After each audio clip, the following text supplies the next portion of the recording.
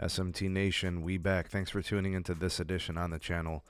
The date of this particular article I want to focus on here is, what are we looking at? Like November 14th. So it's nothing like super recent, but I think it's important for us to discuss this topic. I just want to make sure that we all have the proper framing in what's going on in the industry. All right, now this doesn't just impact T-Mobile. I also want to share the same sentiment towards AT&T and Verizon. All right, so I'm not picking on T-Mobile or anything here. It's definitely not my intention. But I do want to make sure that we indicate one particular thing. I want to make sure that I say that with 5G standalone networking, it is absolutely the future of 5G networking. We're currently in a place where we're kind of transitioning between 4G LTE and 5G, and that puts us really at a national build of non-standalone 5G or NSA 5G. So far, it has been a decent experience. You've got more capacity on the networks. You've got some improved latency. Uplinks have improved. Really, it's more of a testament to the new spectrum and the additional spectrum and the added fiber optic backhaul capacity that's taken to tower sites, upgraded BBUs. I mean, it's an entire joint effort. Radios, antennas. It's not necessarily 5G per se. Up to this point, it's a little bit of that is happening. You've got improvements and increased MIMO capacity potential there. There's some new beamforming stuff that's going on. All those things, all part of this. The densification of networks, more tower sites, small cells, millimeter wave has been huge. More midband and things like that.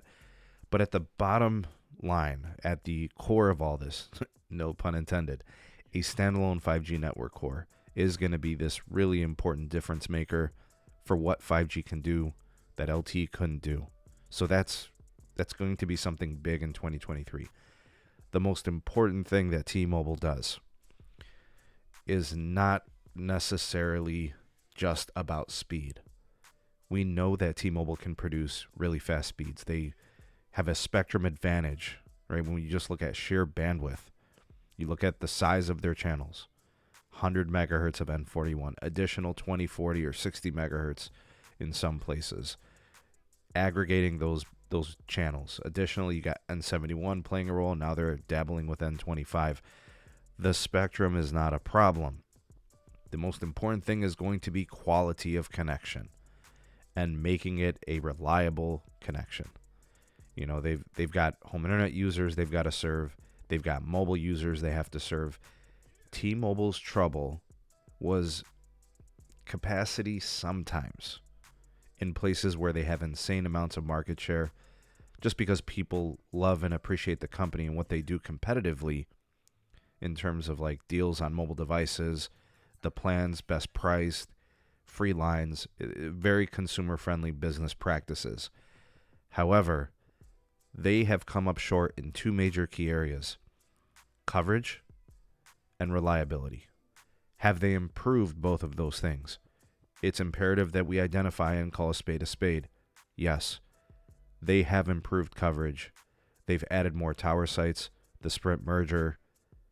They really have done a lot. The N71 build, upgrades, all those things. Additionally, the reliability has improved. We've seen that in the route reports. It has indicated as such. They have gotten more reliable. Do they still have issues? Yeah, they do.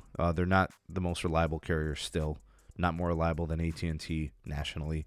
Not more reliable than Verizon nationally. You can nitpick them in terms of reliability based on your market. That doesn't accomplish anything. We're looking at a nationwide perspective here, folks, and we're looking at scientific testing and data points beyond just one person or a few people. We look at this from a national perspective. They need to improve those two things, continue to improve those two things, if they are indeed going to become a formidable competitor in those important metrics. A network is only as good as it is available and reliable. They need more tower sites with backup power. They need more coverage. They need more sites. And they need to work on reliability, whatever back-end systems they have going on. I see them experimenting with standalone on my tower site, and it's fun, and it's encouraging to see the innovation. I can appreciate it as someone who is really just, I'm a network tech enthusiast at my core of what I do here on this channel, and updating consumers with good information. They need to make sure that whatever they do in standalone networking here, it must be with reliability at its main forefront importance. The coverage and the reliability is a must. It cannot be compromised. So, bragging about being the first to standalone, bragging about speeds, it's fine. It's the narrative, it's their marketing, it's their advertisement. I'm not going to knock them for that, but they cannot forget how important voice over NR, the calling feature that they want to brag about, that must be reliable. Verizon won't even launch voice over NR until it is absolutely perfect. I've already had these discussions with some of my internal contacts there. They're going to start that rollout of standalone, on data-only devices and data-only connections, not dabbling and experimenting on calling on the commercial network because it's so important to them and their customers. They don't want to jeopardize that. I'm sure AT&T is taking the same thing, right? Because they've got FirstNet, first responders. They can't risk those things. And I don't think T-Mobile should either. They should take the stance to be just a little bit conservative because of the reliability. I can appreciate the innovation, but it must be exercised that you cannot launch the standalone core nationwide, and you cannot have all those important apps and use cases pushed over a standalone operation that is not reliable. So T-Mobile is going to continue to push the issue. I think that in 2023, this is just kind of like a prediction for me, we see them go full-scale voice over NR at some point, and I think we see them go standalone core. Most devices will be operating on that core, I think. It's definitely going to be a scaling type of progression. I think maybe each quarter we get some kind of an update. So, we'll get an update at whatever next conference we get about their network. Neville Ray will probably speak on it, the president of technology. So we'll get like a Q1 update, we'll get a Q2 update, a Q3, and a Q4. And I think by Q3, we get substantial, updates and explanation on that operational 5G SA core. Remember, they do have a converged gateway process in which they're going to be sending both the LTE and the 5G operations through that same gateway because of efficiencies and things of that nature. But it doesn't change the fact that they do want to go full standalone 5G. And it's because of the efficiency. It's because of the latency improvements, the network slicing. They're going to want to dabble in those things, and those things are exciting, and they offer an advantage to T-Mobile to move towards that direction. They've got more and more people getting 5G standalone-based phones, where a majority of their traffic is. I think a gateway for their 5G home internet that is compatible with standalone 5G networking is going to be imperative. Look out for that. I'm going to go ahead and predict that that's coming. I don't know when. I don't know the brand. But they do need new consumer premise equipment that's more reliable and more future-proof and capable. So maybe some people might consider it a little bit better if it's more reliable. And I hope that the SA 5G for T-Mobile is more reliable than what they did with NSA and what they did with LTE, as they've pretty much just, in my opinion, abandoned any focus on those older technologies, which is fine moving forward, but you're going to have to accelerate your consumer premise equipment for the home internet and the consumer equipment as handhelds. And, some people are just not very responsive to upgrading.